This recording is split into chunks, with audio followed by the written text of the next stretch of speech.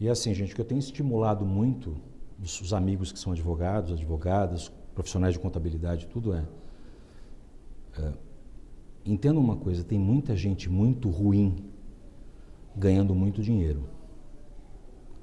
Está na hora de gente boa começar a se unir,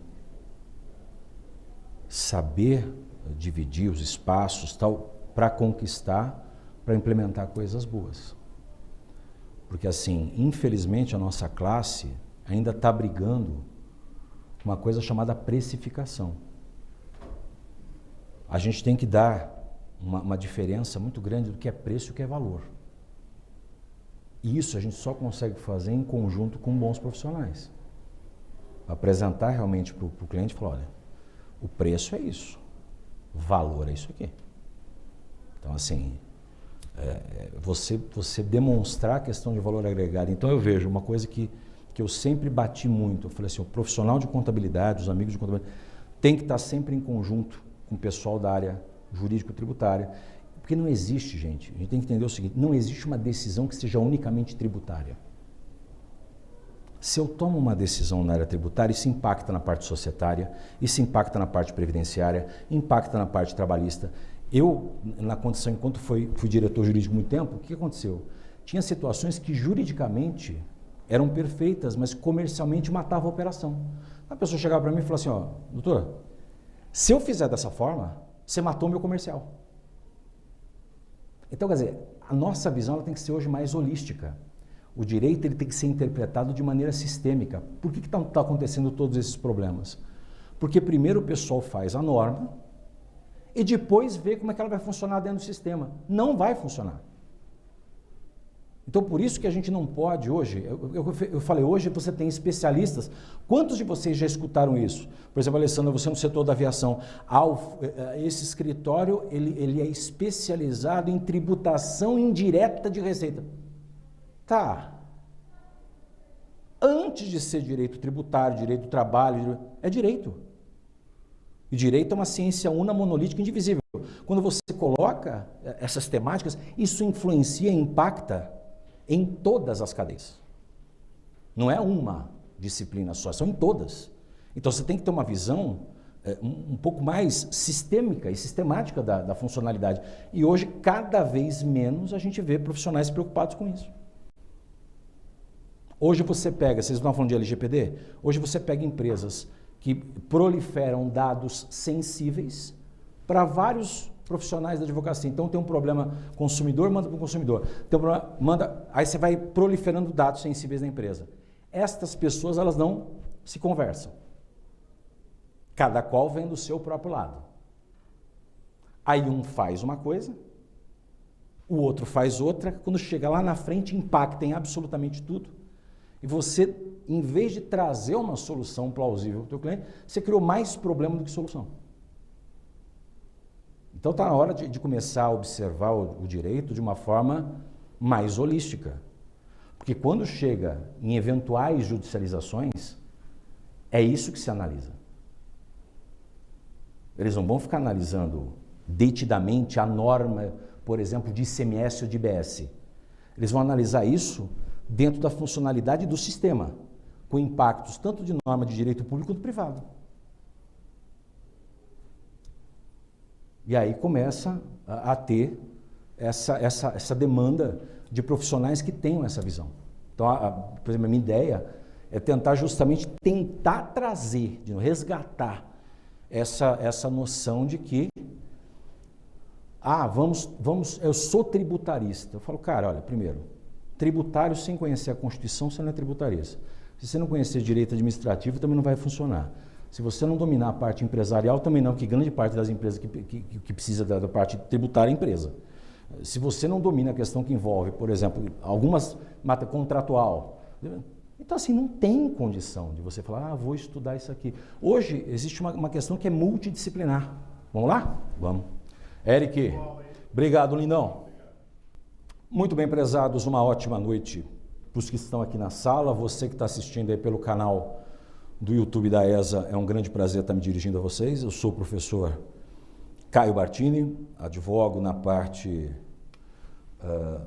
tributário empresarial como um todo, mas vinculado também aos estudos da questão tributária. A gente fala hoje que não existe condição da gente interpretar, conhecer com profundidade o direito tributário se você não tiver uma visão sistemática da funcionalidade do direito como um todo. Então, por mais, eu estava conversando com os colegas antes da gente começar aqui, por mais que a gente fale sobre questões de cunho tributário, sejam para os advogados, para os profissionais de contabilidade, empresários, não existe uma única decisão que seja apenas tomada com viés tributário. Essa decisão vai impactar em outras áreas e, consequentemente, a gente precisa conhecer de que maneira isso funciona dentro do sistema. Para vocês que estão assistindo aí, e o pessoal aqui da sala, eu coloquei aqui um QR Code.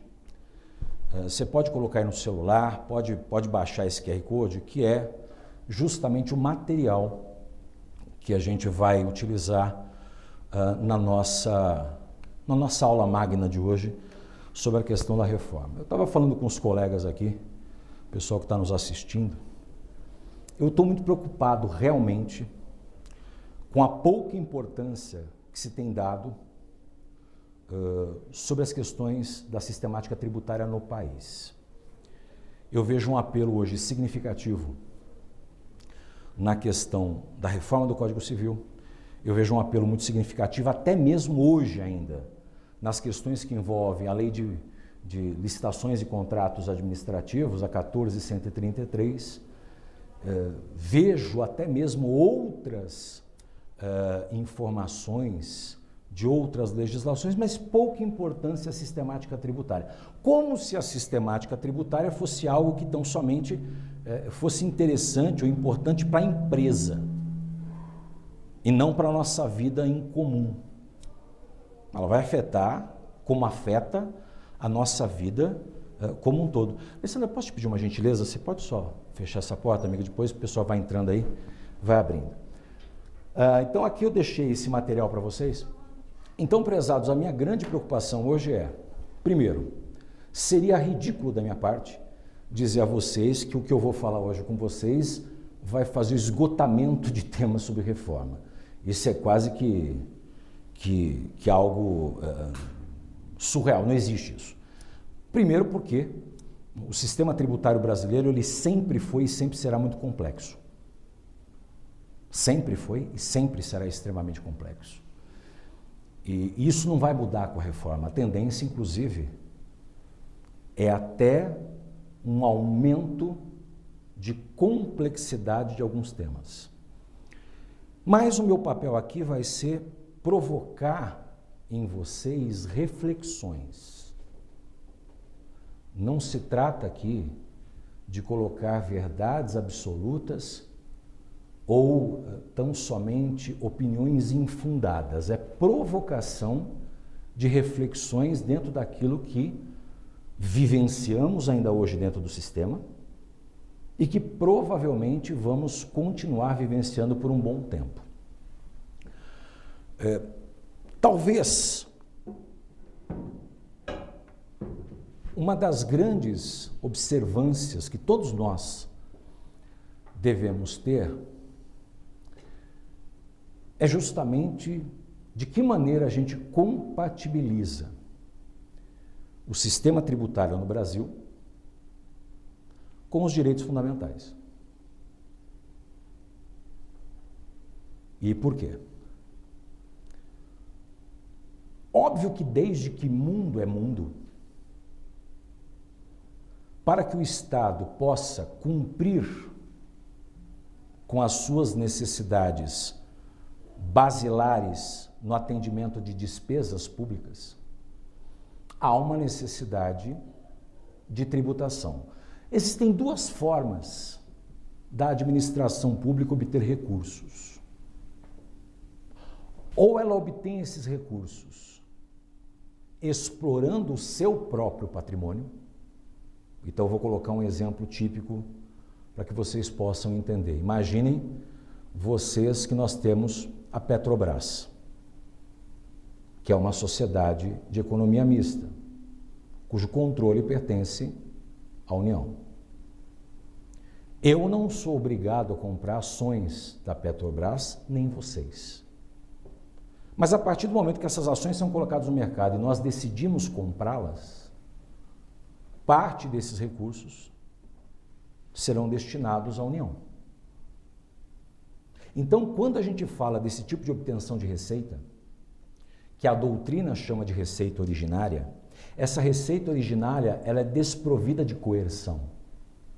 Ela atua com uma questão que envolve a autonomia de vontade das partes. Não existe o poder de império estatal. Se coloca e então somente se eu assim melhor entender que isso para mim serve, eu vou e faço. É a mesma coisa, vem aqui, pegando o exemplo do Estado de São Paulo. O Estado de São Paulo tem o seu patrimônio imobiliário. Tem um patrimônio imobiliário que é afetado ao serviço público e tem um patrimônio imobiliário que é desafetado, que está em disponibilidade. Ora, a gente sabe que esse patrimônio, quando ele não está afetado à coisa pública, quando ele não está afetado ao serviço público, ele gera gastos para o governo. Então, o que o governo pode fazer? E, aliás, é até interessante que assim o faça, observando os critérios, inclusive, de uma responsabilidade fiscal eficaz. Que ele pegue esse patrimônio, ou ele aliene, ou ele loque, ele faça com que esse patrimônio gere receita. Ninguém é obrigado a locar aqui um imóvel que pertence ao Estado. Mas, a partir do momento que nós locamos, a obtenção dessa receita vai ser utilizado para atendimento dos bens e serviços públicos. Isso é uma forma que o Estado tem de obter receita. É suficiente para fazer frente aos gastos? Longe disso e há muito tempo. Hoje, praticamente, a administração pública, não do Brasil, mas do mundo, ela depende na sua funcionalidade da tributação. Então, na tributação, você tem um poder de império do Estado. O Estado, ele impõe, onde eu e você somos obrigados a disponibilizar de parcela da nossa riqueza e disponibilizá-las ao Estado para que esse utilize para o atendimento de bens e serviços primários para o interesse da coletividade. Agora, é fato. Por mais que eu e você sejamos obrigados a pagar tributo, tanto que nós temos, inclusive, dentro da jurisprudência e da doutrina, quando se fala o dever fundamental do pagamento de tributos, a Constituição Federal em nenhum momento diz que eu e você temos que pagar mais tributos. Nós devemos pagar tributos, não mais. Então é óbvio que cabe a nós, enquanto contribuintes que sempre seremos, independentemente da nossa condição advocatícia, da nossa atuação, vamos ser sempre contribuintes, nós não estamos obrigados a pagar mais tributos. Por mais que exista um dever fundamental, esse dever fundamental não diz que nós temos que ser mais tributados. Muito bem. Se nós pegarmos historicamente, desde a primeira Constituição Imperial, de 1824, até a primeira Constituição Republicana, em 1891, passando pelas Constituições de 34, 37, 46, 67, a Emenda Constitucional número 1, de 69, até culminar com a Constituição de 88, nós tivemos uma mudança significativa em todo o patamar da funcionalidade do sistema tributário no Brasil. Vocês pensem que o Brasil sai de uma monarquia absolutista, que vai dividindo o seu território em províncias, e a partir daí, a posteriori, se cria dentro da República os estados, posteriormente os municípios, até culminar com o que nós temos hoje dentro do nosso sistema federativo. E uma das coisas que eu sempre digo, sempre bati foi, o sistema federativo adotado no Brasil, ele é um sistema totalmente diferente do sistema federativo que é adotado em outros países que adotam federação. Nós temos aqui uma série de desigualdades regionais e sociais num país de dimensão continental, em que nós temos que equacionar determinadas unidades federativas que não têm capacidade de arrecadação com o custeio de serviços públicos que são inerentes à sua própria função. Então, aqui sejamos muito categóricos. O sistema tributário brasileiro, ele foi criado de forma tal a o ente central, que é a União, ser dotada da maior arrecadação e, a partir daí, para tentar equilibrar o denominado federalismo fiscal, repassar determinadas receitas aos estados e aos municípios. Eu posso dizer abertamente para vocês que dentro dessa forma federativa, nós temos estados hoje no país que não têm capacidade de geração de receita suficiente e pegando na ponta, que é o grande problema que nós temos, que são os municípios. Nós temos municípios sem qualquer capacidade de geração de recursos. E aí começa, então, o aumento significativo das desigualdades regionais e sociais. Então, entendeu-se por bem, já pós Segunda Guerra Mundial, com o advento da Constituição de 46, já se entendeu por bem os juristas à época, e também os congressistas, da necessidade de se criar um sistema tributário que pudesse tentar minimizar os impactos justamente dessa falta de obtenção de recursos. E para isso, dentre os mais variados sistemas, criou-se um sistema que é o de repartição de receita tributária. Então, parte dos recursos obtidos pela União são repassados aos estados, ao Distrito Federal, aos municípios, parte dos recursos obtidos pelos estados se repartem aos municípios. O inverso jamais vai acontecer. Quem sempre vai repartir receita é a União e são os estados. Distrito Federal e município não repartem receita, eles recebem receitas transferidas. Mas mesmo criando esse mecanismo, nós começamos a ter um aumento da desigualdade. Por quê? Porque o sistema tributário da forma que foi concebido, ele é um sistema tributário que ele acaba se tornando um sistema que a doutrina chama de regressivo. Por que regressivo? Porque em grande parte dos países iminentes em desenvolvimento ou que são desenvolvidos, a maior incidência da tributação recai sobre renda e sobre patrimônio. E no Brasil, a nossa maior gama de arrecadação se dá sobre consumo, produção e contratação de pessoal. Por que o nome regressivo? Regressivo porque eu acabo tributando aquela pessoa que não tem condição econômica em detrimento àquela que tem maior condição econômica. Explico. Se nossa maior incidência recai sobre consumo, é fato que se eu vou comprar 1 quilo de arroz e uma outra pessoa vai comprar 1 quilo de arroz, se uma pessoa tem mais condição econômica que a outra, ambos serão tributados da mesma forma. Então é óbvio que o poder de compra daquela pessoa menos favorecida acaba sendo mais limitado do que o poder de compra daquela pessoa mais abastada. Então o sistema ele é regressivo.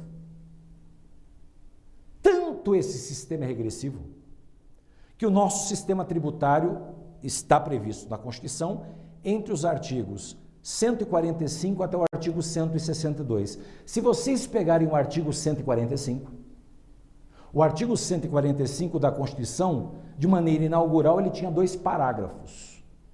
O parágrafo 1º e o parágrafo 2º. Com o advento da, entre aspas, reforma tributária, foram inseridos mais 2 outros parágrafos. O parágrafo 3º e o parágrafo 4º no artigo 145, que ditam o quê?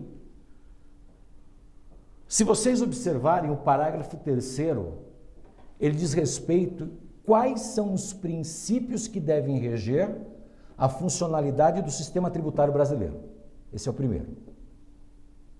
Princípios que devem reger o sistema tributário nosso. E aí a primeira inserção de princípios está lá colocado como o princípio da simplicidade. Por que simplicidade? Vocês imaginem o seguinte: nós temos 27 unidades federativas, 26 estados mais o Distrito Federal. Nós temos 5.570 municípios espalhados em todo o território nacional. Vocês imaginam a quantidade de normatização que todos esses entes federativos editam em todo o tempo? E você imagine, por exemplo, aquele contribuinte que necessariamente ele atua em mais de uma unidade federativa. Ou até mesmo você, como um profissional, seja de contabilidade, seja empresário, você atua para empresas ou tem empresas que se situam em mais de um local. A legislação é a mesma? Não. A aplicação dos regramentos é a mesma aplicação? Não é. Então nós começamos a ter um problema sério que acaba afetando o critério concorrencial. Você fala, por que afeta o critério concorrencial? Simples.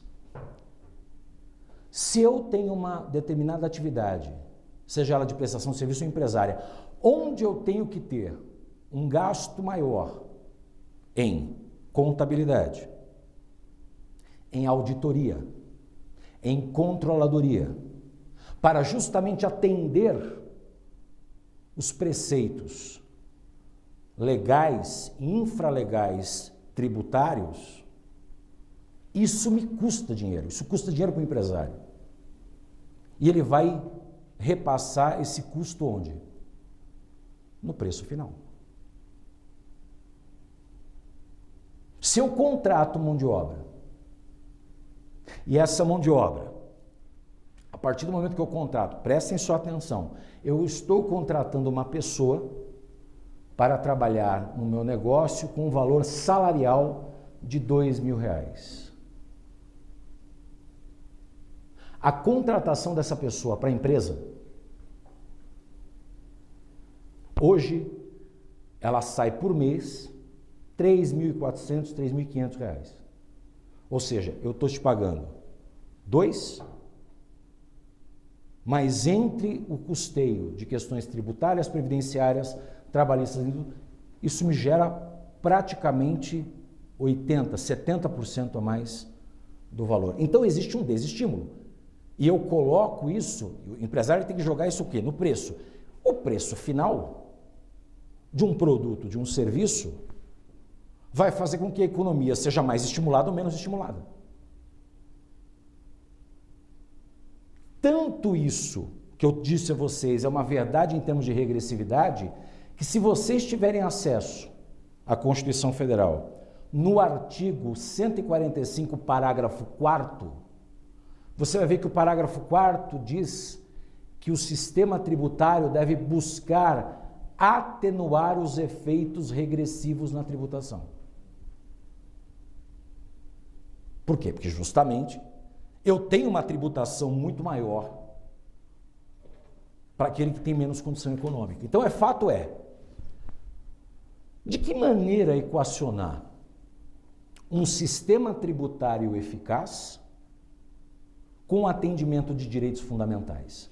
E quando eu digo direitos fundamentais, prezados, eu não preciso que vocês possam compreender direitos de primeira, segunda, terceira, quarta, quinta geração. Não é isso. O corolário fundamental, que deve ser a máxima, a tônica, que deve reger a sistemática tributária, está no artigo 1º, inciso 3 da Constituição. Dignidade da pessoa humana.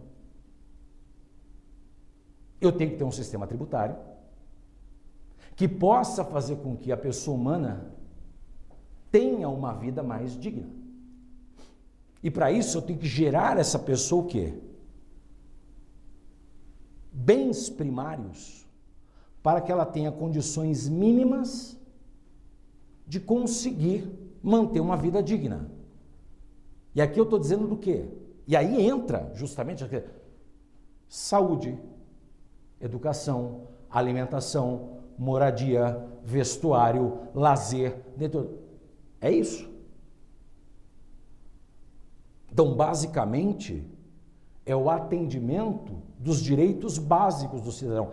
A tributação deve servir para isso. Só que aí entra uma questão que envolve gestão.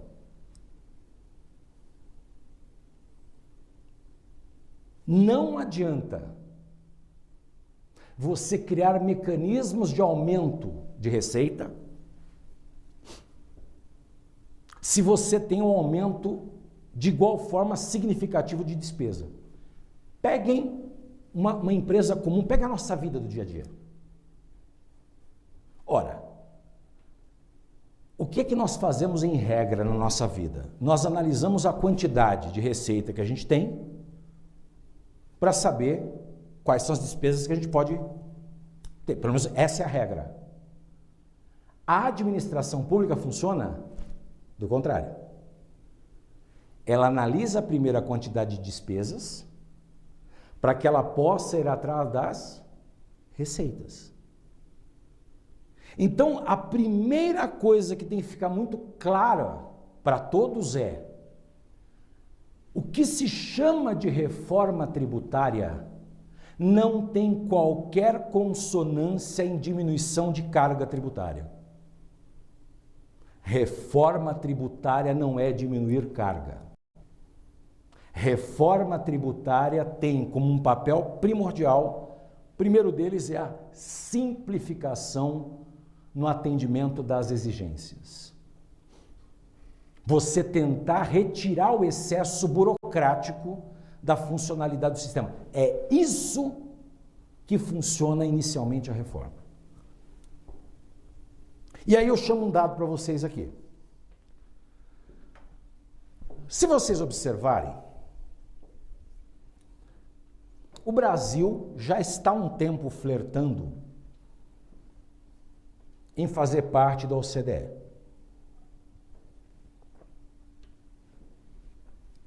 A OCDE é a Organização e Cooperação de Desenvolvimento Econômico. Então, se junta países que têm um desenvolvimento econômico ou na iminência de um grande desenvolvimento econômico, e a partir daí, então, esse país chega e tem regramentos a serem observados dentro do critério estatal. Ótimo, muito bem. Só que existem determinadas regras na OCDE que devem ser de observância obrigatória para todos os países que querem fazer parte desse conglomerado. E dentre eles, justamente se fala do atendimento das exigências administrativas. Não preste atenção num detalhe importante. O Brasil, para cumprimento de exigências relativas à burocracia administrativa. Veja, eu não estou falando de pagamento de tributo, eu estou falando de burocracia. A média dos países da OCDE de gastos ao ano para cumprimento de exigências fiscais, tributárias e contábeis, a média são de 230 horas ano. Esse montante que está aqui no quadro, ele reduziu hoje. Ele está em torno de 1.800 horas por ano. Preste atenção, o Brasil gasta 1.800 horas ao ano para cumprimento de burocracia tributário, contábil, fiscal. Então você imagine o seguinte: pegue uma empresa que pela legislação tributária, obrigatoriamente ela tem que utilizar um regime de apuração pelo lucro real. Então isso vai depender não só do faturamento, acima de 78 milhões ao ano, mas a depender de determinadas atividades econômicas, instituições financeiras, sociedades seguradoras, sociedade de capitalização, previdência privada, dentre outras, que obrigatoriamente devem observar o regime de apuração pelo lucro real. O lucro real talvez seja o maior pesadelo que existe para os profissionais de contabilidade. Por quê? Não que seja um regime tão somente complexo para o profissional de contabilidade, mas culturalmente para o empresário. Por que culturalmente para o empresário? Porque o empresário, principalmente no Brasil, ele quer sempre se utilizar de algum mecanismo, de algum jeitinho, que ele possa tentar diminuir a questão tributária e aumentar sua margem de lucro. Então a questão é, muitas vezes ele não quer repassar a totalidade de receitas, nem a totalidade das despesas. A não ser que exista uma determinada obrigação de cunho legal, como eu coloquei de determinadas atividades, onde a fiscalização também é maior. Agora, caso contrário, ele acaba utilizando de outros mecanismos. E aí vem um problema que eu tenho amigos aqui que estão na sala, e você que pode estar assistindo, que atua na área contábil, em que as pessoas se utilizaram de um mecanismo, hoje, que não foi criado para esse viés, mas tendo em vista a carga tributária nossa, do tamanho que é, acabam se utilizando desse artifício com a finalidade de tentar diminuir a carga tributária. O que vem a ser isso? Eu segrego o faturamento. Então eu pego o faturamento das empresas e divido, segrego.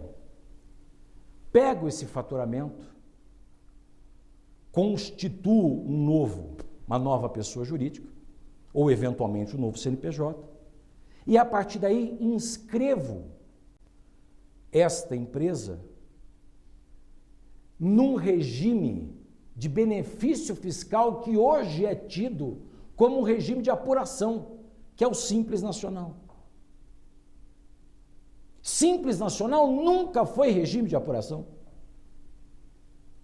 Simples Nacional não existe só com a Lei Complementar 123 em 2006. Simples Nacional existe desde 96.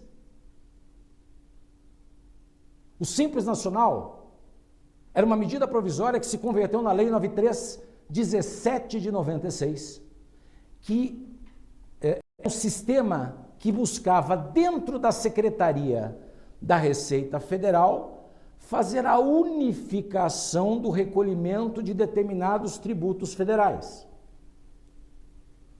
E naquele Simples de 96, o ICMS e o ISS, o ICMS, que vocês sabem, pertencente ao Estado, e o ISS pertencente aos municípios, eles poderiam fazer parte do Simples desde que assinassem um convênio com a União. Muitos poucos estados da federação assinaram convênios, porque eles não queriam perder a fatia de arrecadação do ICMS. Os municípios não queriam perder a fatia de arrecadação de ISS. Então o que aconteceu? As pessoas que se enquadravam no Simples, elas tinham uma simplificação do atendimento de tributos federais, mas os tributos estaduais e municipais dependiam deste convênio. E como alguns estados, grande parte deles não tinham convênio, a tributação do ICMS e do ISS era a mesma. E existia um pouco estímulo para que esse pequeno e médio empresário desse regime fizesse parte. E isso não é uma criação tributária. Isso é uma criação da ordem econômica e social. Se você pegar o artigo 170 da Constituição Federal, o inciso 9º, o artigo 170, que fala dos princípios fundamentais da ordem econômica e social, colocam ali um tratamento favorecido para o pequeno e médio empresário. Ah, mas por que um tratamento favorecido para um pequeno e médio empresário? Por uma questão muito simples. Eu não posso dar o mesmo tratamento tributário que eu dou para uma grande corporação para uma pequena empresa. Por quê? Fato, ela quebra. Eu não tenho condições. Então você tem preceitos de livre concorrência e livre iniciativa que são afetados. Então isso não é uma questão tributária, é uma questão econômica. E se nós pegarmos hoje o nosso país, mais de 90% funcionam de que maneira? Com pequenas e médias empresas. E, geralmente, pequenas e médias empresas que advêm de uma gestão familiar. Não é uma gestão profissional. É aquela situação, o avô deu certo, o pai continua, está dando certo, e os filhos estão aí, levando. Não existe gestão profissional. Essa é a realidade do nosso país. Então, o que o sistema tributário ele fez para tentar fazer com que o pequeno e o médio empresário aderisse a isso? Ele falou o seguinte, bom, se eu criar isso através de uma mudança na Constituição, dizendo que o microempresário e o empresário de pequeno porte, para que ele possa fazer parte do Simples, o Estado e o município seja obrigado, o Estado e o município não se metam nisso, eu vou estimular com que isso aconteça. O que aconteceu? A emenda constitucional 42 em 2003 mudou o artigo 146 da Constituição, criando o parágrafo único e 4 alíneas inicialmente. E disse o seguinte: o sistema do Simples Nacional, esse sistema favorecido e simplificado do Simples, obrigatoriamente vai ter que ser tratado por uma lei complementar nacional.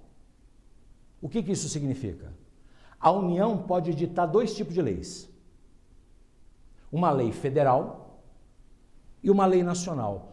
Qual é a diferença entre elas?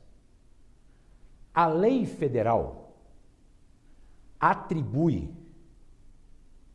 obrigações de cunho, de observância obrigatória para a União. Isso não impede com que os estados legislem de forma suplementar.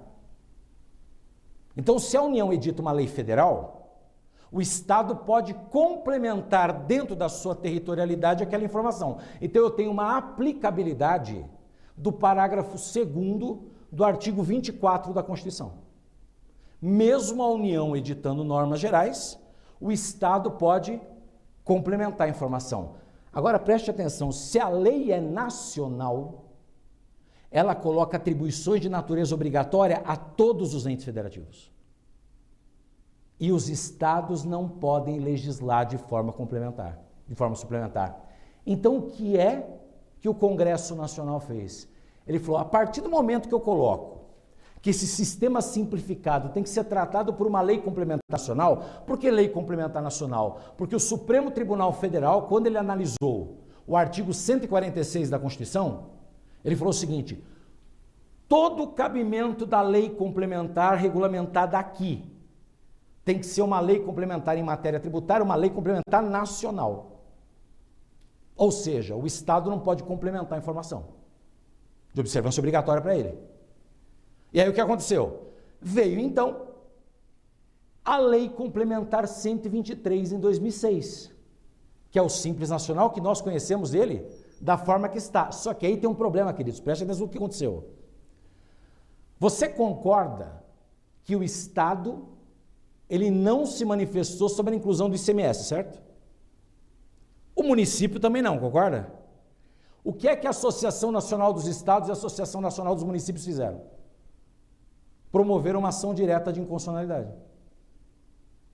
Falando, a partir do momento que eu sou obrigado a colocar lá o ICMS, eu sou obrigado a enfiar o ISS, isso está afetando o meu pacto federativo.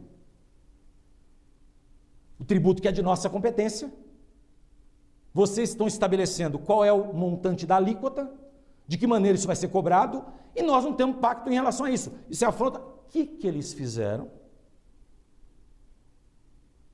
Entraram em um acordo com base no faturamento e com base em determinadas inclusões. Falou o seguinte, vamos fazer o seguinte, olha,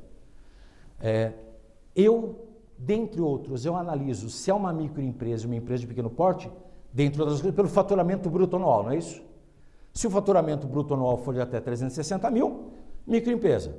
Se for do faturamento bruto anual de 360 mil e até 4 milhões e 800, uma empresa de pequeno porte. Então vamos fazer o seguinte, até 3 milhões e 600, o ICMS e o ISS estão incluídos. Se ultrapassou 3 milhões e 600 o ano, até 4.800, a questão do ICMS e ISS é recolhida de forma apartada. Acordo de natureza o quê? Política, não jurídica. E aí, prezados, observem o seguinte, friso, Simples Nacional não é regime de apuração, é benefício fiscal. E em sendo benefício fiscal, para que não haja afronta direta à Constituição Federal, se a pessoa ela adota um benefício fiscal, ela não pode se fazer valer de cumulação de benefício. Por isso, por exemplo, que o Simples Nacional não permite que a pessoa faça o chamado aproveitamento de crédito. O que é o aproveitamento de crédito? Bom, se eu paguei o tributo na operação anterior, eu posso me compensar na operação subsequente. É a chamada não cumulatividade. O que a lei complementar colocou? Simples Nacional é um benefício fiscal, certo? Em sendo um benefício fiscal, se você adota esse benefício, você não pode ter outro benefício. E aí o que as empresas começaram a fazer? E aí, vou colocar aqui para os amigos, para o Gabriel e para o Jacob, e você que está assistindo, que são amigos da contabilidade, e eles sabem disso. Alguns profissionais de contabilidade com a finalidade de fazer o quê? Isso é mais simples de resolver.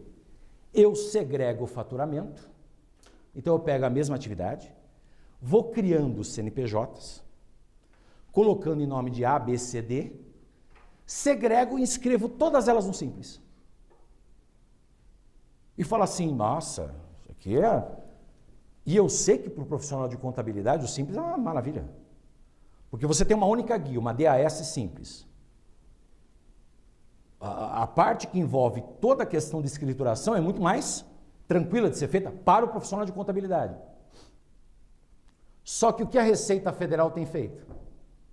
A Receita Federal tem feito fiscalizações por uma questão de inteligência artificial generativa, dizendo o seguinte, esse fracionamento de faturamento que você está fazendo é uma questão de formação de grupo econômico de fato.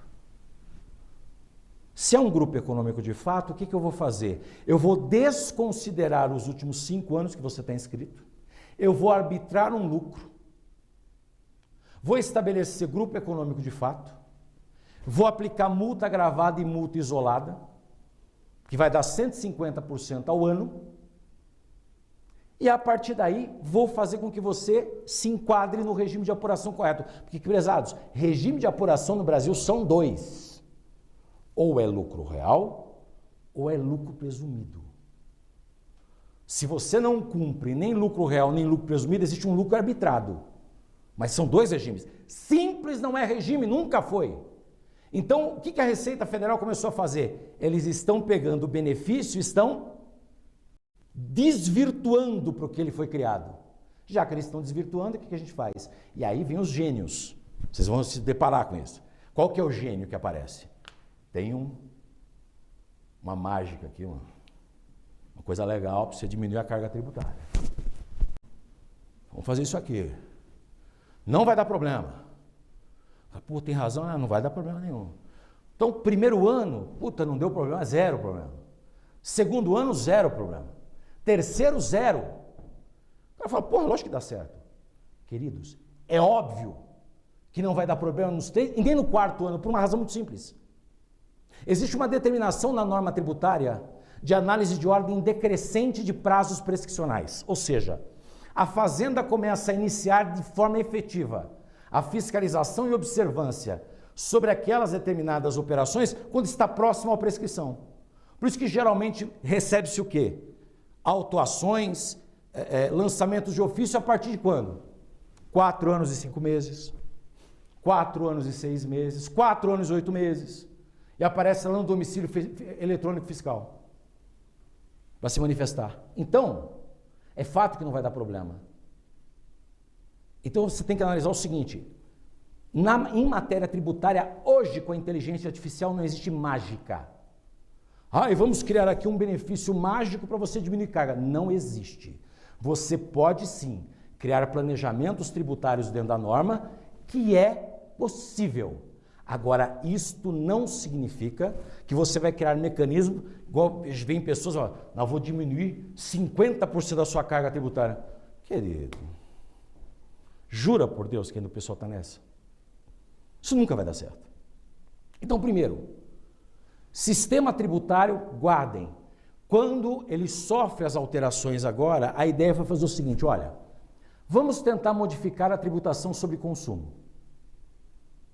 Impactar menos o consumidor final e fazer com que haja um melhor estímulo na economia, fazendo com que haja uma modificação na tributação sobre patrimônio, uma modificação na tributação sobre renda, diminuindo o impacto sobre contratação de mão de obra, diminuindo o impacto sobre consumo para que haja, então, uma menor regressividade. A ideia foi essa.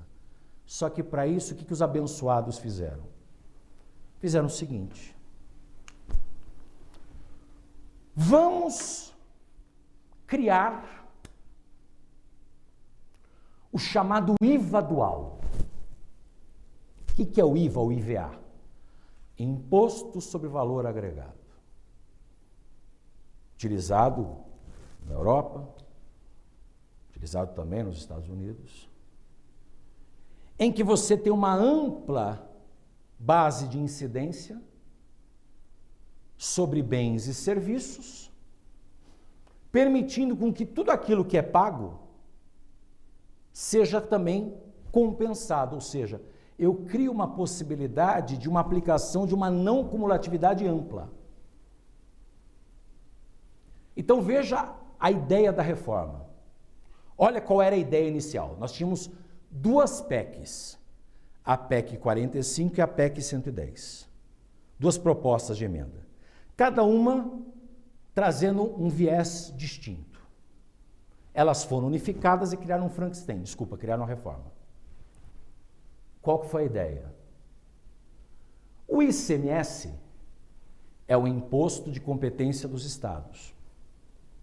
O ISS é um imposto de competência dos municípios.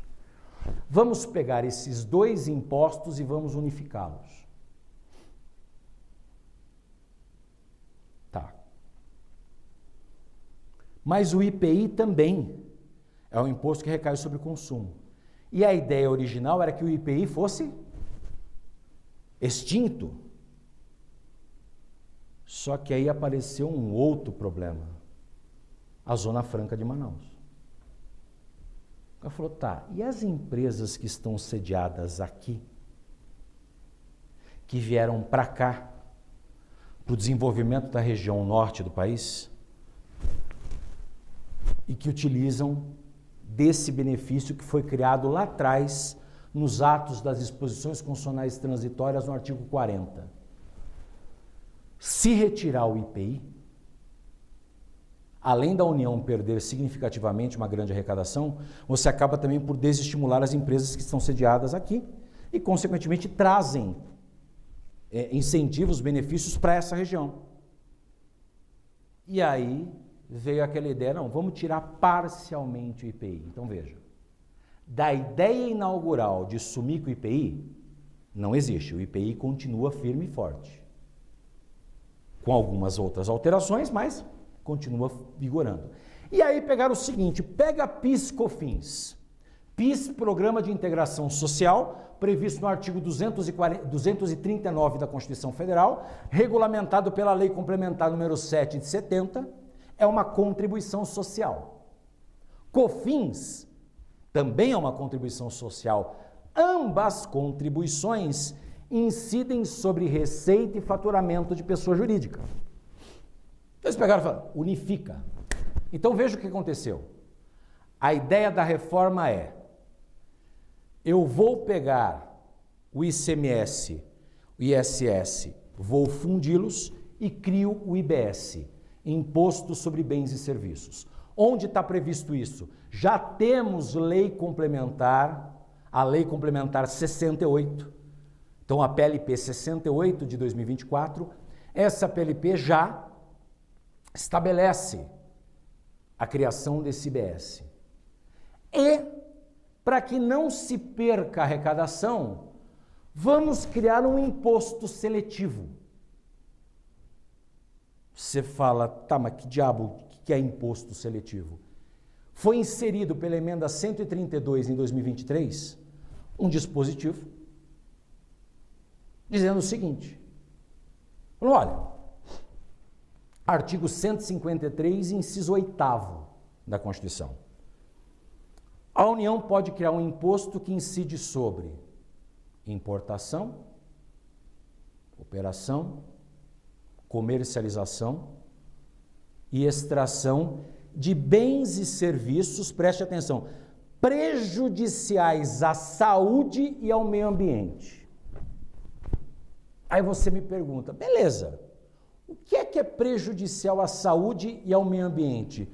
A lei complementar vai definir.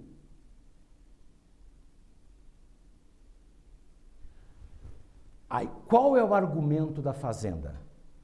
O imposto seletivo, ele já existe em determinados países e funciona muito bem. Canadá, Europa. Queridos, é o seguinte, deixa eu falar uma coisa para vocês. Canadá possui CID, Contribuição sobre Intervenção no Domínio Econômico? Não. Europa possui CID? Não. Então, para que eu vou criar um imposto seletivo se eu posso me utilizar desse instrumento de extrafiscalidade numa própria contribuição que já existe? E quer saber o que é pior? O imposto seletivo, ele incide sobre o quê? Veículos.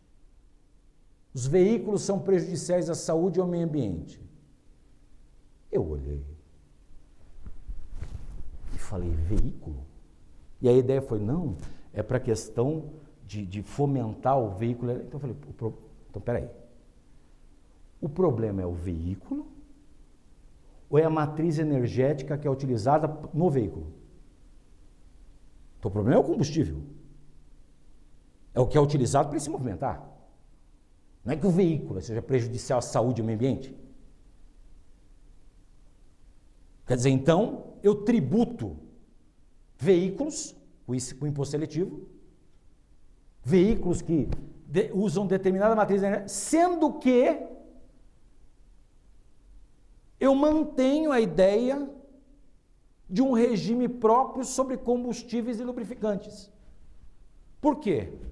Porque o interesse é manter o quê? A arrecadação.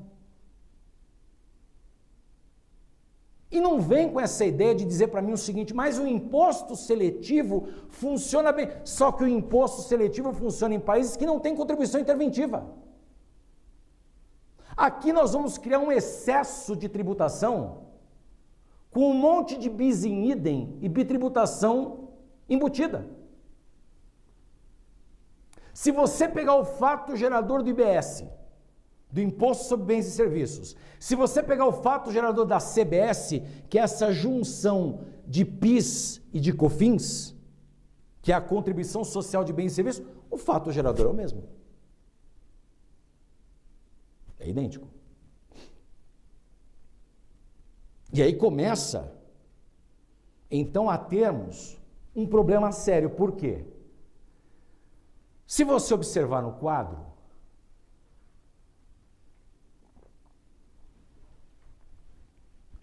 eles criaram isto para ser implementado a partir de 2026. E aí, qual é o grande problema, além de vários, que nós temos nessa situação? Veja você. As leis complementares, e aí, voltando um pouquinho, você vai falar, tá, mas esse IBS e essa CBS, quem é que vai arrecadar isso? Criaram um comitê gestor. Não existe o comitê gestor do Simples Nacional? A diferença é, o comitê gestor do Simples Nacional não arrecada. Ele estabelece o quê? Regulamentação e diretrizes. Quem arrecada é a Secretaria da Receita Federal do Brasil, confere? Muito bem. Aqui não.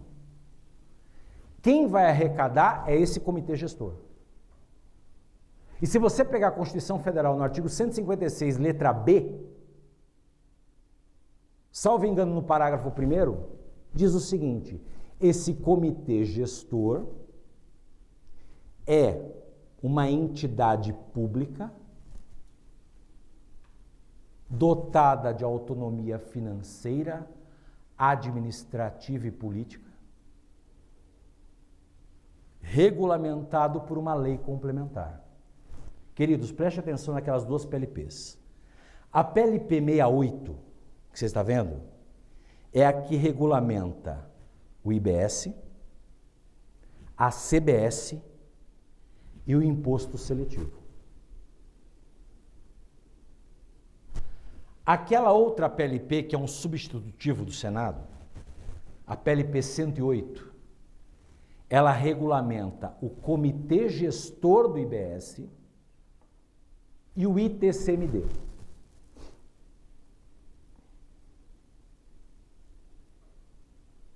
Se você observar, existe uma determinação que o IBS, o Imposto de Bens e Serviços, que é essa unificação do ICMS e do ISS, é de competência compartilhada da União, dos Estados, Distrito Federal e Município. Já existe um erro grave aí. Por quê? Não é competência compartilhada. Como não? Não. Competência tributária é aquela que visa aos entes federativos criar, modificar e extinguir tributos. IBS não foi criado pelo Estado. Não foi criado pelo município. IBS foi criado pela União. Queridos, olha só.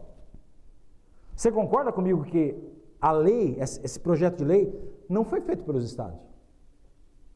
Não foi feito pelos municípios. Foi feito pela União. É uma lei, assim como o ICMS, a regulamentação geral do ICMS, a lei complementar 87 de 96, é uma lei complementar nacional.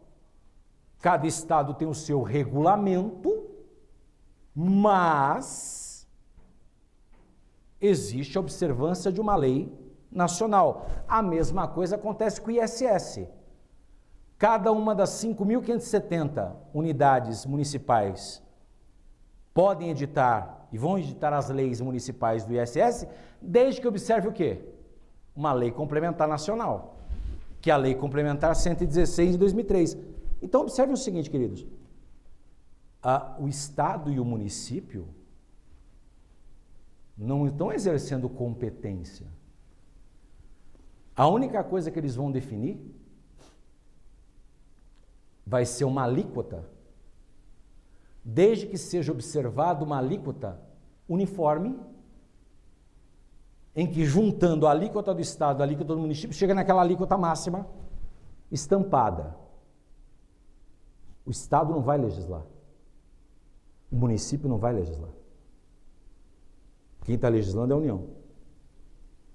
Esse órgão, essa entidade pública, que vai ser criada a partir do ano que vem, é uma entidade pública que vai não só cuidar da arrecadação e da fiscalização do IBS e da CBS, na verdade, do IBS, porque a CBS vai ser da União pela Secretaria da Receita Federal, mas o IBS por esse comitê gestor, e esse comitê gestor vai cuidar não só dos lançamentos, das autuações, mas também de todo o processo administrativo.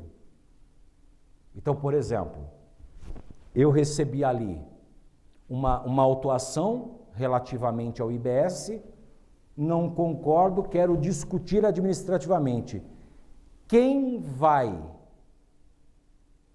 julgar essa demanda é esse comitê gestor.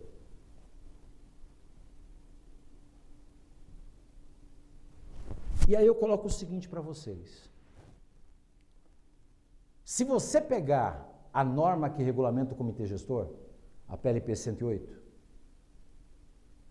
esse comitê gestor, que é essa entidade pública, ela é formada por vários órgãos internos. Um conselho superior, várias diretorias, várias assessorias. Vai ter que ter concurso público para contratar pessoal. Já foi estabelecido uma regra de transição de como deve funcionar, e eu coloco o seguinte para vocês, queridos, eu quero trazer essa reflexão. Quanto tempo o governo federal terá para a constituição desse comitê gestor? 1 ano. Por que 1 ano? Porque pela regra de transição, o IBS já deve começar a funcionar a partir de 2026. E aí nós temos um problema. Qual é o problema? Ora, se o IBS começa a funcionar a partir de 2026, você vai verificar que a norma ela estabeleceu um mecanismo de redução das alíquotas do ICMS e do ISS até o término da transição. Essa transição vai de 2026 até 2033. Este período de transição obrigatoriamente vai ter que ser mantido 2 regimes contábeis distintos. O atual, que nós temos já a quantidade enorme de observância legislativa, e o novo, que o pessoal não faz a mínima ideia de como vai implementar. E aí vem algumas coisas interessantes. Isso aqui eu não tirei do nada, eu tirei da norma. Veja você o seguinte. Em 2027, preste atenção, em 2027, nós temos a extinção do PIS e da COFINS. Então, 2027, nós temos extinção de PIS e COFINS. E começa em 2027 a cobrança do imposto seletivo, que é aquele imposto que recai sobre importação, comercialização, operação e extração de bens e serviços prejudiciais à saúde e ao meio ambiente. Quem vai definir o que é prejudicial à saúde e ao meio ambiente é a lei complementar. A lei complementar 68, a PLP 68 de 2024 já trouxe veículos, aeronaves e embarcações, Você vai falar, a aeronave e embarcação é prejudicial à saúde e ao meio ambiente. Eu tenho aqui na sala a Alessandra que trabalha com aviação. Pois é, Alessandra, vai ser cobrado das aeronaves um imposto seletivo. A aeronave é prejudicial à saúde e ao meio ambiente. A aeronave. Então eu queria saber o seguinte, por quê?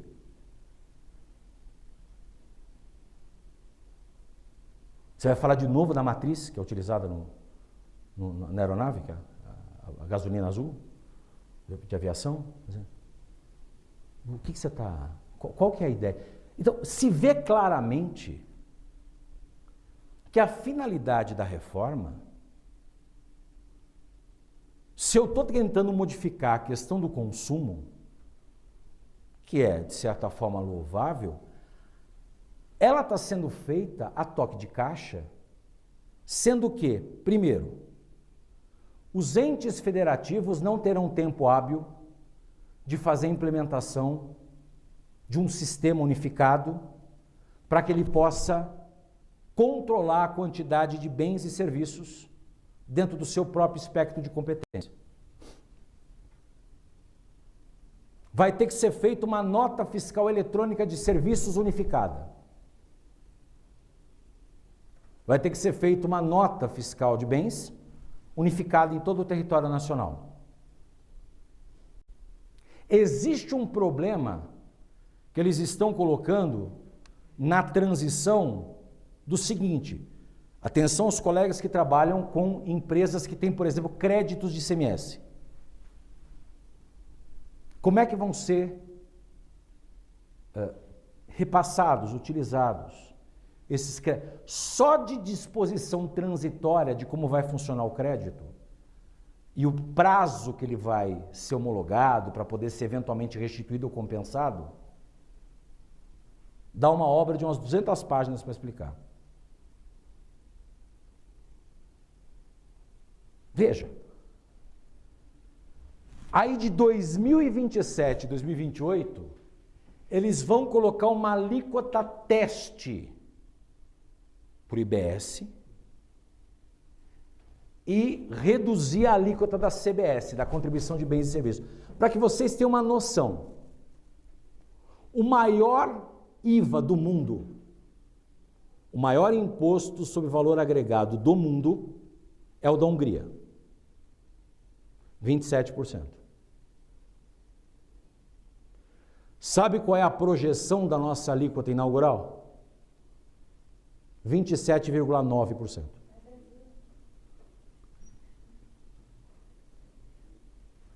Aí de novo eu falo, só que quando você pega um país que utiliza do IVA, ele só tem o IVA. Ele não tem uma série de outras tributações. Nós estamos cumulando tributos, cumulando contribuições interventivas, cumulando taxas.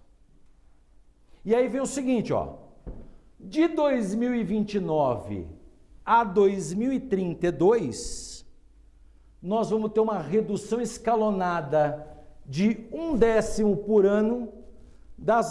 Pensa o cálculo. Aí vem aquelas pessoas que são mais otimistas, que eu acho ótimo. Ah, mas o sistema vai fazer tudo isso. Jura? E não vai dar erro nenhum. A pessoa que trabalha com contabilidade sabe que não tem problema nenhum em SPED. Você quase não tem problema em PERDCOMP. Né? Você não tem GIA. Problema nenhum de nada. Nunca dá problema.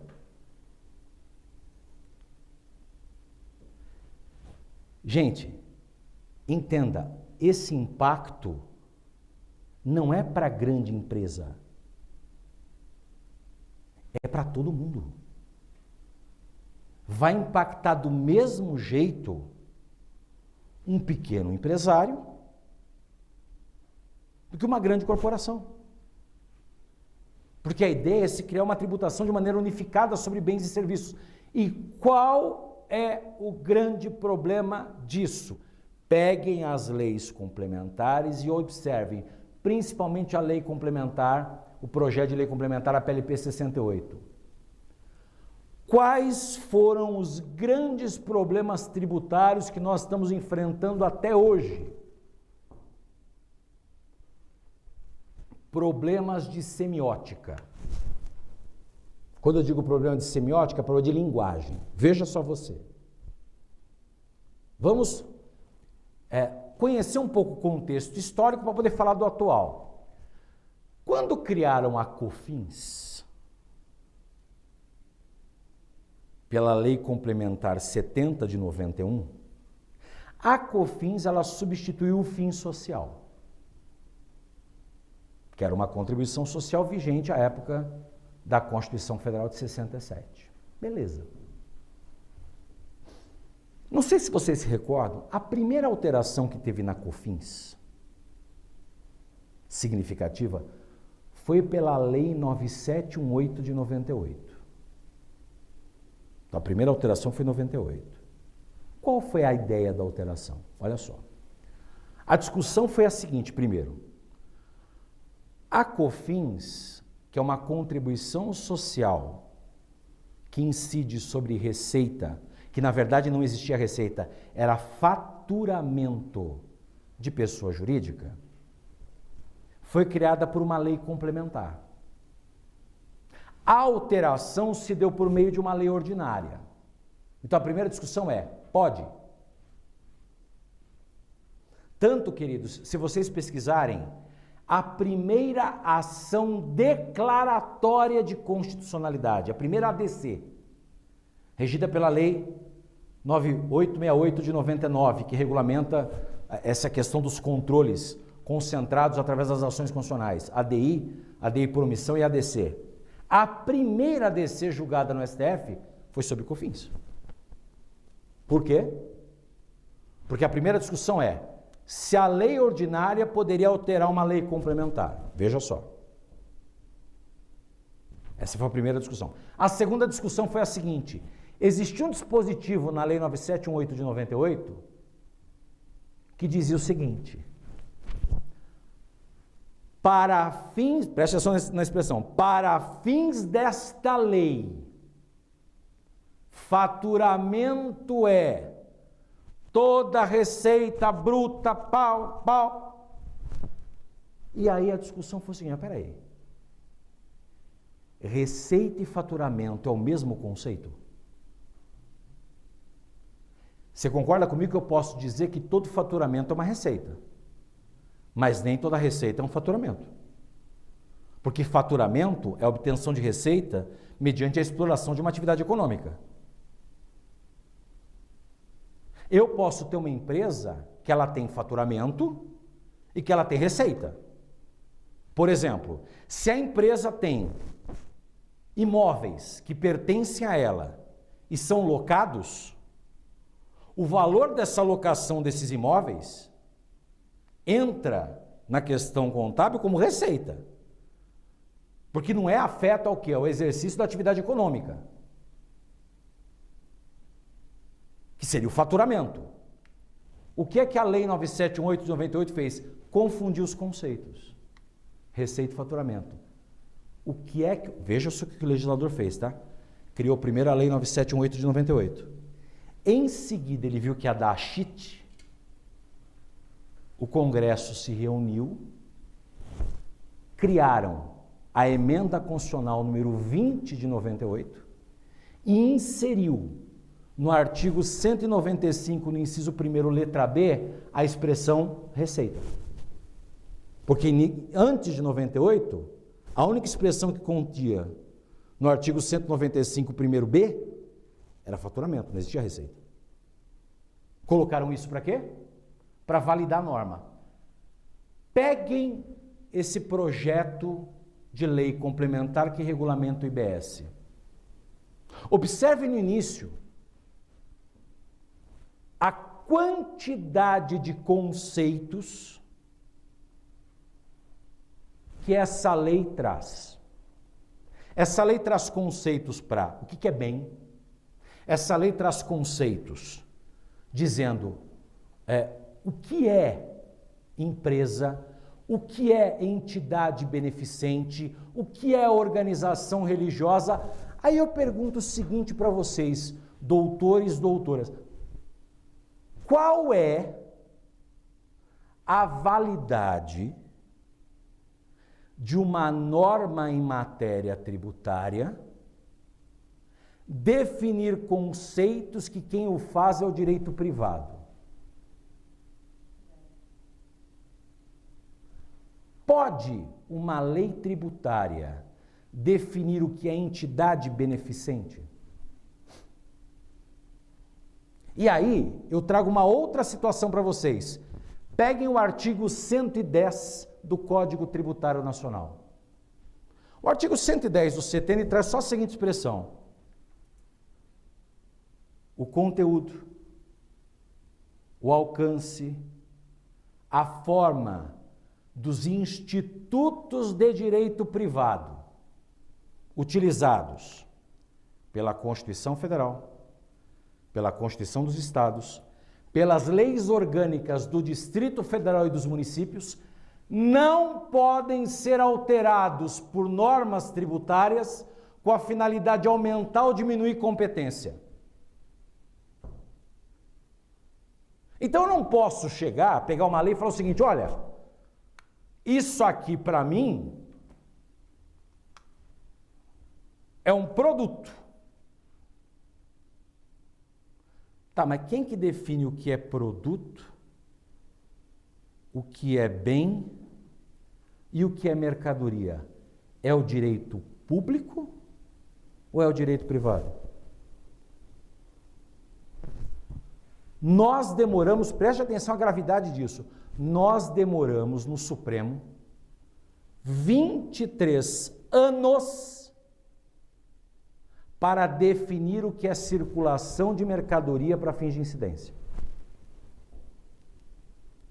Se era circulação física, se era circulação ficta, se era circulação econômica, se eram as três, porque a Lei Candir, a Lei Complementar 87 de 96 não fazia distinção.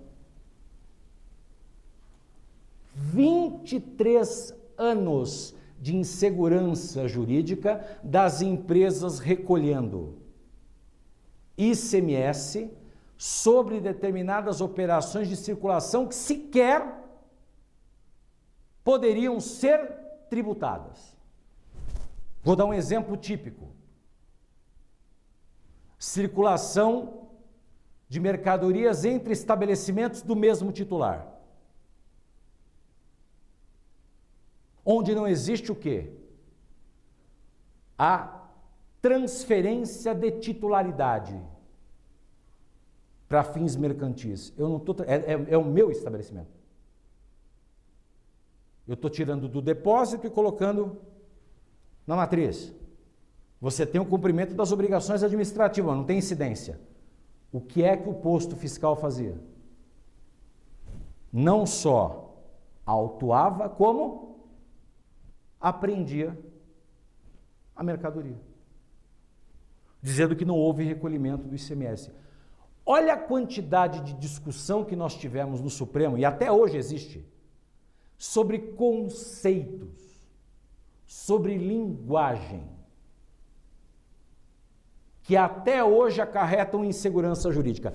Presta quantidade, observe nos temas de repercussão geral no STF e no STJ de recurso repetitivo, analisem a quantidade de discussão que existe sobre conceito. Vou te dar um exemplo. Quanto tempo se demorou para discutir se SS incidiria sobre franquias? Por quê? Porque se estabelecia um conceito de serviço pelo direito privado que necessariamente importava numa obrigação de fazer, de finalidade onerosa, de pelo menos duas pessoas. E aí, numa questão de franquia, você não tem somente uma obrigação de fazer, você tem também uma obrigação de dar, porque você tem uma transferência de know-how. A quantidade de discussão que isso levou até chegar na Suprema Corte foi enorme. E qual é o papel do fisco? O papel do fisco é aumentar a sua arrecadação, ele não vai observar se a norma está certa ou está errada. Ele é um órgão arrecadatório. Ele é cara crachá, ele vai ver a norma e vai cobrar. Ele vai ver a norma e vai cobrar. O software, CD ou download? Mesma coisa, a questão digital. Se vocês pegarem hoje a norma, observa o que eles colocam como bens e serviços que são tributados. Tudo. Absolutamente tudo. Eles enquadraram como bem. Ele fala assim, ó, o que não for considerado bem é serviço para efeitos da lei. Pronto. Ou seja, eu tributo tudo. Eu não estou dizendo a vocês que a reforma tributária só é prejudicial. Não. Eu tenho sim critérios que são positivos. Eu vou trazer pelo menos 4 pontos aqui. Primeiro deles, nós sempre tivemos um problema sério na questão da tributação sobre consumo, que é o cálculo dos tributos chamado cálculo por dentro. O que vem a ser isso? Quando eu estou pagando um determinado produto, um determinado bem, eu não sei o que eu estou pagando realmente de tributação.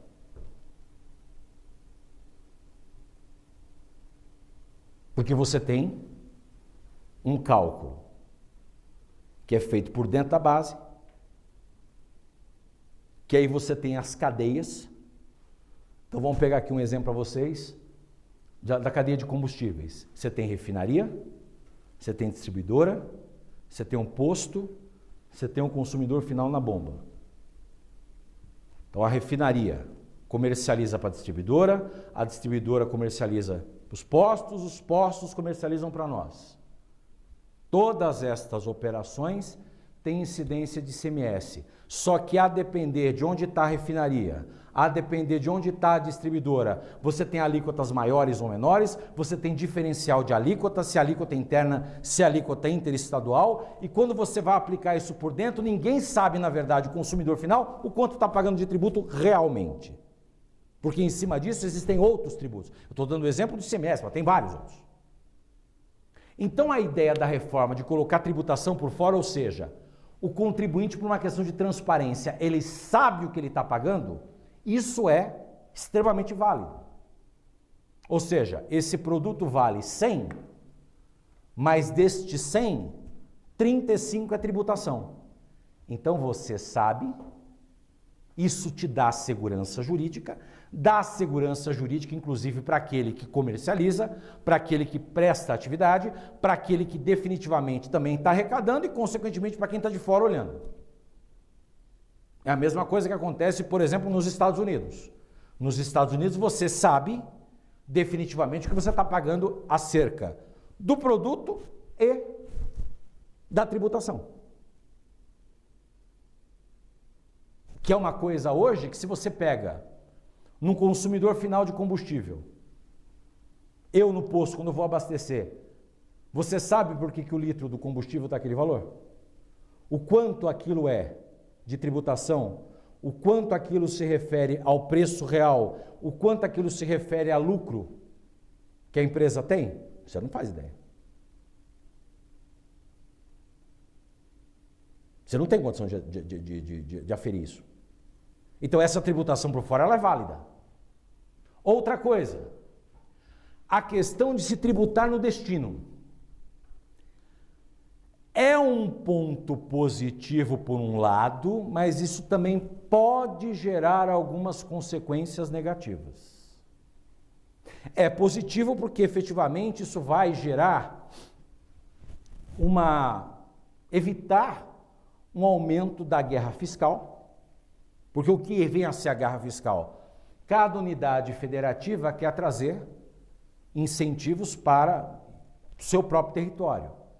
Então você tem, por exemplo, situações de estados da federação e municípios da federação que não tem qualquer vocação daquela situação, daquela atividade, mas podia conceder incentivos e trazer determinadas atividades para o seu território em detrimento de outras.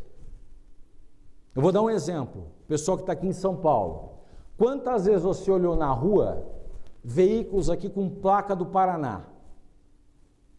Quando tinha aquela placa que não era do Mercosul, que identificava qual era a municipalidade. Você andava na rua, você falava, cara, mas tem aqui Arapongas, né? Você falava Apucarana, Londrina, caraca, como tem gente do Paraná. Cala a boca. Não é que tem gente do Paraná. As locadoras de serviço, as locadoras de veículo faziam o quê? Colocavam as empresas, as sedes, no Paraná, porque você tinha determinados incentivos fiscais sobre serviços que para eles interessavam, só que eles rodavam em outro lugar. Então isso estimula o quê? A questão da guerra fiscal, por quê? Porque quem está arrecadando, por exemplo, a tributação é o Estado do Paraná, só que quem está demandando aqui infraestrutura, problema com o meio ambiente, o caramba, é o Estado de São Paulo. Então você fomenta uma guerra fiscal enorme. A tributação no destino faz com que essa situação da guerra fiscal acabe, porque eu vou analisar o quê? O consumidor final. Então o local onde a pessoa está adquirindo, o local onde a pessoa está tomando... Beleza. Só que o problema é, tem determinadas atividades que vão ter um problema seríssimo em relação ao critério, e determinados estados e municípios que vão ter um problema seríssimo em relação aos critérios que envolvem o quê? A arrecadação. Que vão ter uma perca, às vezes uma perda gigantesca da arrecadação.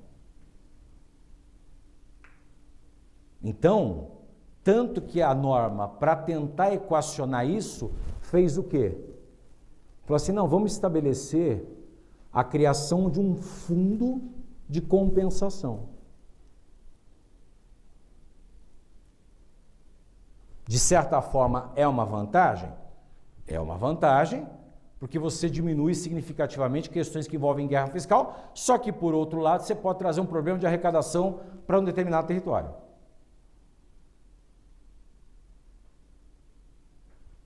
Uma outra coisa que é interessante,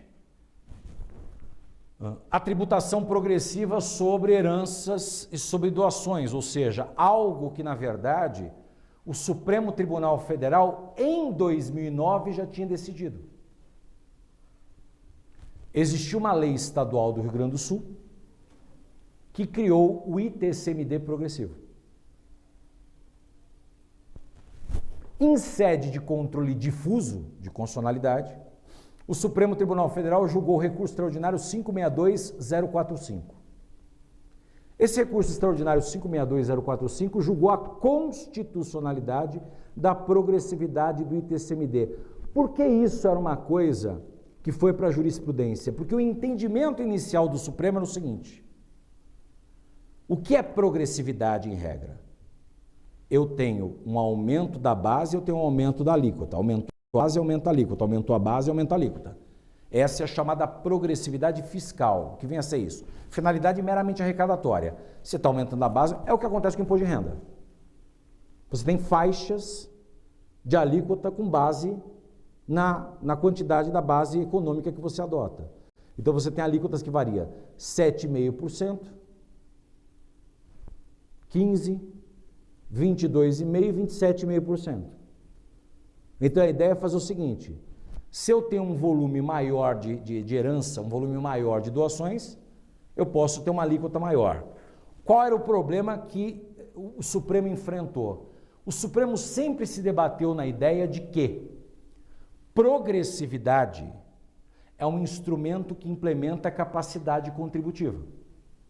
E a capacidade contributiva na Constituição está prevista no artigo 145, no parágrafo 1º, que diz o quê?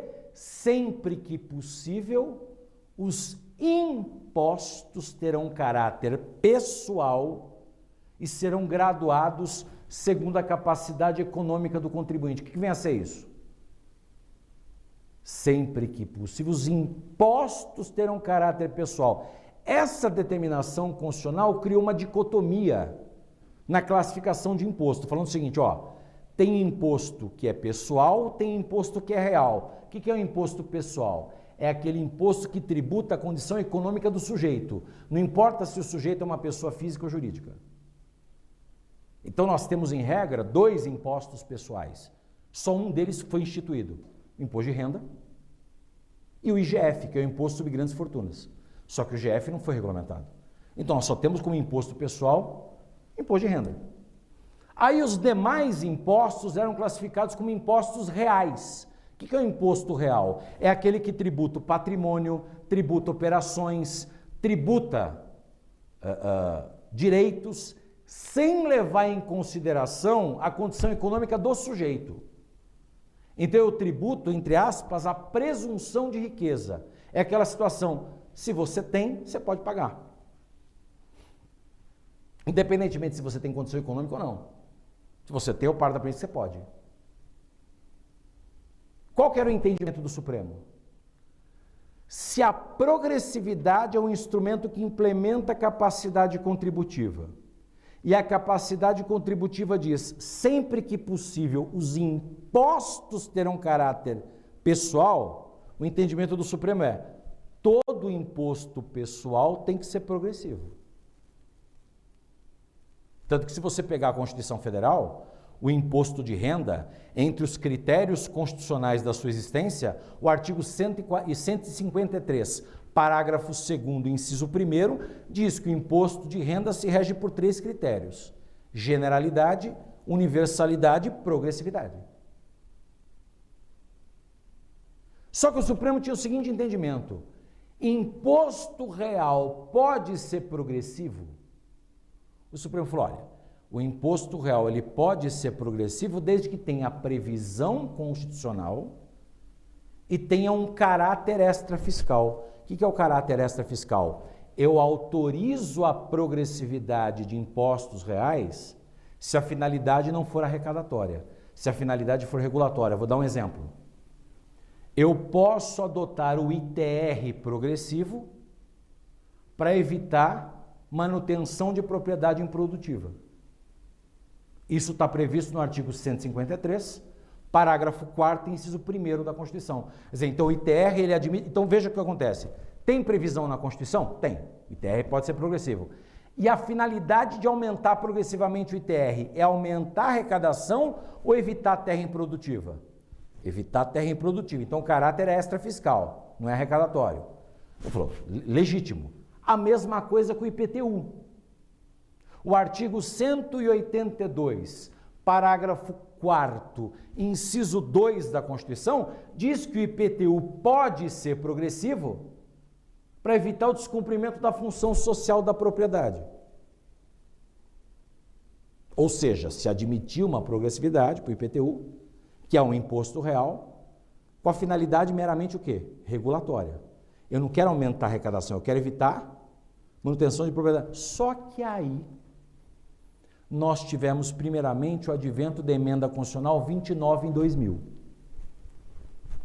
E a emenda constitucional 29 de 2000 admitiu um IPTU progressivo em razão do valor venal do imóvel.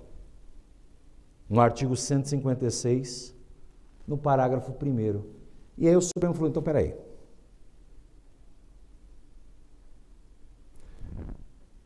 Se eu estou criando uma progressividade para o IPTU, com base no valor do imóvel, isso não é finalidade regulatória. Isso é uma finalidade o quê? Arrecadatória. Ou seja, se você mora num imóvel que vale 10 milhões, você será mais tributado do que aquele que mora no imóvel que vale 100 mil. Então é meramente o quê? Arrecadatório. Então o Supremo falou, então a progressividade também pode ser adotada para impostos reais, mesmo que não tenha caráter extrafiscal, mesmo que tenha um caráter arrecadatório. E foi aí que nós tivemos uma lei estadual no Rio Grande do Sul que criou o ITCMD progressivo. E qual foi a primeira discussão? Ah, mas não está previsto na Constituição a progressividade do ITCMD. O Supremo falou, ó, não está previsto na Constituição, mas se a progressividade é um instrumento que implementa a capacidade contributiva, e a capacidade contributiva, ela deve ser observada não apenas para impostos, mas para todo e qualquer tributo, é aquela situação, quem ganha mais, quem ganha menos, paga menos, quem tem mais tem que ser mais tributado. Ele falou, não vejo problema em relação ao ITCMD ser progressivo. Ou seja, a depender do montante que vai ser sucedido ou doado, se for um montante maior, pode ter uma alíquota maior, se for um montante menor, pode ter uma alíquota menor. Então, ele julgou isso, se você pegar o recurso extraordinário, 562045, esse recurso extraordinário foi julgado em 2009. Veja. Só que agora, a emenda constitucional 132, em 2023, ela coloca constitucionalmente a possibilidade de aplicar o ITCMD progressivo, no artigo 155, parágrafo 1º. Qual é o problema? A discussão, daqui a pouco vai para o rápido intervalo, a discussão era o seguinte, queridos. O Brasil tributa muito pouco patrimônio e renda, em detrimento à tributação sobre consumo, produção e contratação de pessoal. Enquanto nós temos países desenvolvidos que a tributação sobre herança, sobre doações, é uma tributação que pode chegar a 25%, no Brasil, a alíquota máxima estabelecida por resolução do Senado Federal é 8%, que é a resolução do Senado Federal número 9 de 92. Com essa alteração, qual é a ideia do governo discutir junto com o Senado Federal? Porque cabe ao Senado Federal estabelecer a alíquota máxima do ITCMD. A discussão do governo com o Senado é que a alíquota máxima do ITCMD chegue a 20%. Então veja, vamos pegar aqui o Estado de São Paulo. Estado de São Paulo, a alíquota hoje máxima praticada para o ITCMD é 4%, certo?